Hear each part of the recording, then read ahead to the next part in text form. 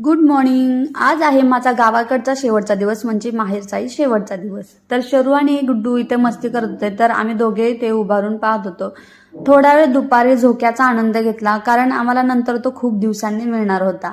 आज होता मटणाचा बेत। आमच्याकडे मटण हे पिवळ्या पिशवीत मिळतं, तुमच्याकडे कोणत्या ते मला कमेंट करून नक्की सांगा। जायचं होतं त्याच्यामुळे पॅकिंगची गडबड तर 2 दिवस झालं चालूच आहे। तरी इकडे नवरोबा आणि सगळ्यांची मिळून पॅकिंगची तयारी चालू आहे। तोपर्यंत मी एका बाजूला आवळा बनवायला घेतलाय। 2-3 दिवस झाले आवळा आणलेला, मग आज तो फायनली बनवून घेतला।